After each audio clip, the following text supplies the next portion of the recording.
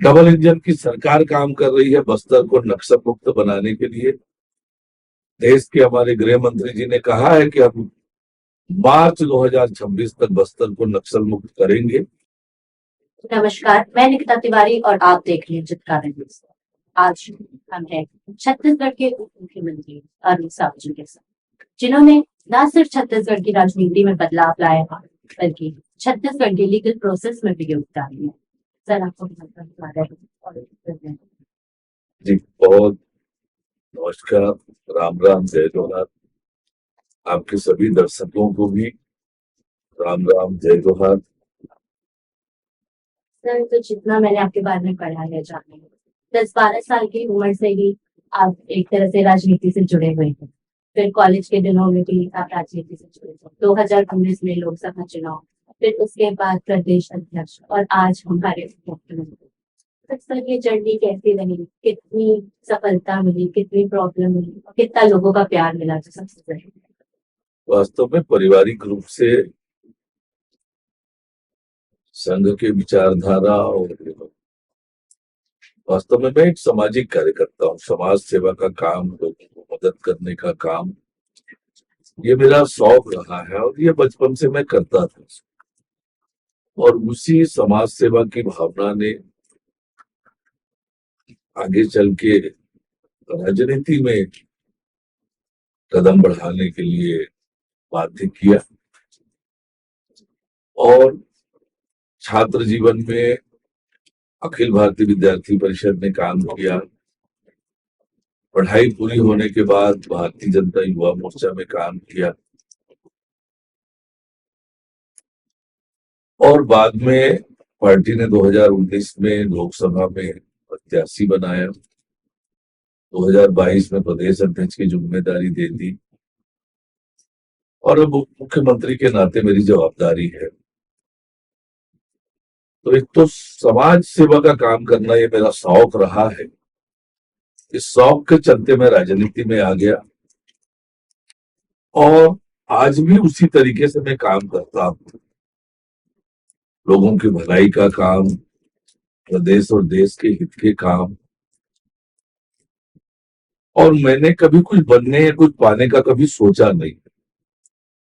जो काम मेरे सामने होता है, जो जिस काम की मुझे जवाबदारी दी जाती है, उस काम को पूरी ईमानदारी और मेहनत से अपना 100% देकर करना, ये मेरे स्वभाव में रहा है। और मैंने तो कभी कल्पना नहीं की थी कि कभी मुझे विधायक बनना है, सांसद बनना है या मुख्यमंत्री बनना है। ये मेरी कल्पना से बहुत दूर की चीज है। मैं तो काम करने का शौकीन हूँ। काम करते करते करते आज यहाँ तक पहुंचा हूँ और यहाँ पर भी पूरी ईमानदारी और मेहनत से काम करना। आज जिस प्रकार से प्रधानमंत्री माननीय नरेंद्र मोदी जी ने विकसित भारत की कल्पना आम लोगों के जीवन को सुलभ और आसान बनाकर विकसित भारत के निर्माण की दिशा में जो काम कर रहे हैं, जो हम सब भी उनके मार्गदर्शन में आज काम कर रहे हैं विकसित छत्तीसगढ़ के निर्माण के लिए, छत्तीसगढ़ के लोगों के जीवन को आसान और सुलभ बनाने के लिए। जैसे कि अभी आपने विकसित भारत की बात की, वैसे ही क्या इन 5 साल में ही हम छत्तीसगढ़ को नक्सल फ्री छत्तीसगढ़ या नक्सल फ्री बस्तर देख सकते हैं? क्या हम ये सपना इन 5 साल में ही देख सकते हैं? निश्चित रूप से। आप इस बात को देखें कि जब 2003 से 18 तक हमारी सरकार थी, सरगुजा का एक बहुत बड़ा हिस्सा भी नक्सल प्रभावित था। हमारी सरकार की प्रतिबद्धता के चलते संपूर्ण सरगुजा नक्सल मुक्त हुआ और बस्तर में भी बहुत हद तक हम नक्सलियों को समेटने में सफल हो गए थे। पर कांग्रेस की सरकार बनी और फिर उसका विस्तार हो गया और अब जिस ताकत से डबल इंजन की सरकार काम कर रही है बस्तर को नक्सल मुक्त बनाने के लिए, देश के हमारे गृह मंत्री जी ने कहा है कि हम मार्च 2026 तक बस्तर को नक्सल मुक्त करेंगे। और लगातार जो कार्रवाइयां हो रही है, सुरक्षा बल के जवान जिस प्रकार से काम कर रहे हैं, कल ही आपने देखा कि कांकेर और नारायणपुर के सीमावर्ती क्षेत्र में अबूझमाड़ के इलाके में 5 नक्सलियों को मार गिराया। कितना कठिन वो क्षेत्र है। उस क्षेत्र में भी जाकर हमारे सुरक्षा बल के जवान पूरी ताकत से काम कर रहे हैं, मुस्तैदी से। तो निश्चित रूप से गृह मंत्री माननीय अमित शाह ने जो घोषणा की है, मार्च 2026 तक बस्तर को नक्सल मुक्त करने का, तो निश्चित रूप से वो होगा। हम अक्सर कहते हैं छत्तीसगढ़िया सबसे बढ़िया, तो भाजपा छत्तीसगढ़ के लिए कितनी बढ़िया है? देखिए, आज जो छत्तीसगढ़ की देश और दुनिया में पहचान बनी है, ये छत्तीसगढ़ अलग राज्य बनने के बाद बनी है। वैसे तो छत्तीसगढ़ पौराणिक काल से छत्तीसगढ़ का उल्लेख हर काल में कहीं ना कहीं मिलता है। बड़े बड़े ऋषि, बड़े बड़े तपस्वी इस छत्तीसगढ़ की धरती में पैदा हुए। कौशल्या माता की ये धरती है और भगवान राम 14 साल के वनवास में से लगभग 10 साल छत्तीसगढ़ में रहे हैं। ऐतिहासिक और पौराणिक रूप से छत्तीसगढ़ का बड़ा महत्व रहा है, पर कांग्रेस की सरकारों की उपेक्षा के कारण विकास में बहुत पिछड़ा था छत्तीसगढ़। और छत्तीसगढ़िया लोगों के दर्द को किसी ने समझा तो भारतीय जनता पार्टी और अटल बिहारी वाजपेयी जी ने समझा और अलग राज्य बनाया। और तब जाकर छत्तीसगढ़ आज देश दुनिया में नाम कर रहा है। देश दुनिया के लोग छत्तीसगढ़ के बारे में जानने लगे हैं और आज देश दुनिया सब जगह लोग बोलते हैं कि छत्तीसगढ़िया सबले बढ़िया। इसी की ताकत है, छत्तीसगढ़ की संस्कृति, छत्तीसगढ़ की सभ्यता, छत्तीसगढ़ का रहन सहन, छत्तीसगढ़ का खान पान, छत्तीसगढ़ की तीज त्योहार, ये अद्भुत और अनोखा है। ये हम छत्तीसगढ़ियों को आपस में जोड़कर रखने वाला है। कितने सीधे साधे भोले भाले लोग होते हैं छत्तीसगढ़ के, ईमानदार और मेहनती लोग। तो निश्चित रूप से छत्तीसगढ़िया सबसे बढ़िया है। छत्तीसगढ़ को प्रकृति ने भी दोनों हाथ से दिया है। बड़ी बड़ी नदियां, बड़े बड़े जंगल, बड़े बड़े पहाड़, कोयले से लेकर हीरे तक का भंडार, और सबसे बड़ी ताकत कि सीधे साधे भोले भाले ईमानदार और मेहनती लोग। और इसलिए छत्तीसगढ़िया सबले बढ़िया। सर 15 साल से भाजपा की कड़ी एक प्यार की जुड़ी हुई थी, फिर वो टूटी, फिर उसके बाद 5 साल बाद लोगों ने फिर से बीजेपी को चुना। तो इसका कारण क्या भाजपा के कार्यकाल में राम मंदिर का निर्माण था कि पिछले सरकार के भ्रष्टाचार, बढ़ते भ्रष्टाचार से लोग तंग आ गए थे? देखिए, कोई चुनाव का परिणाम एक या दो कारण से नहीं आता है, अनेक कारणों से मिलकर चुनाव के परिणाम आते हैं। पर जनता राज्य सरकार के कामों का मूल्यांकन उस राज्य सरकार के काम के आधार पर करती है।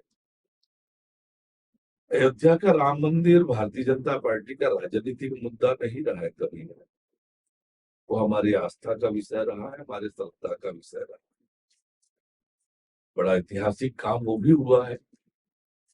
हमारे भाचा राम 500 सालों के बाद अयोध्या में भगवान श्री राम का भव्य और दिव्य मंदिर का निर्माण हुआ, इसलिए हमारे लिए गौरव का पल ही है।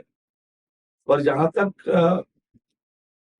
कांग्रेस की सरकार जाने का प्रश्न है, जिस प्रकार से कांग्रेस ने छत्तीसगढ़ को अपराध का गढ़ बनाया, भ्रष्टाचार का गढ़ बनाया, नशे का गढ़ बनाया, दोनों हाथ से लूटा, विकास को अवरुद्ध किया, छत्तीसगढ़ को फिर से अंधकार में लेकर जाने का काम कांग्रेस पार्टी कर रही है थी। जनता समझ गई कि इनके हाथों में छत्तीसगढ़ सुरक्षित नहीं है और फिर से भारतीय जनता पार्टी को आशीर्वाद मिला। और जब भारतीय जनता पार्टी को आशीर्वाद मिला तो छत्तीसगढ़ फिर तेज गति से विकास की ओर आगे बढ़ रहा है। फिर रायपुर में स्काई वॉक का काम शुरू हुआ था, जो पिछली सरकार ने रोक दिया, फिर वो बना नहीं। तो क्या अब भी रायपुर में स्काई वॉक की जरूरत है? क्या ये काम फिर से शुरू होगा? हाँ, निश्चित रूप से हमने तय कर लिया है कि स्काई वॉक के काम को आगे बढ़ाएंगे। शहर की वो आवश्यकता है। और जिस प्रकार से हमने हमारी सरकार के समय रायपुर को आगे बढ़ाया, फिर से वहीं से हम रायपुर को विकास की दिशा में तेज गति से आगे लेकर जाएंगे। सर एक आखिरी मैसेज हमारे यूथ के लिए। छत्तीसगढ़ के मेरे युवा भाइयों और बहनों, ये छत्तीसगढ़ भी युवा है। 24 साल की अवस्था हुई है अलग छत्तीसगढ़ राज्य की।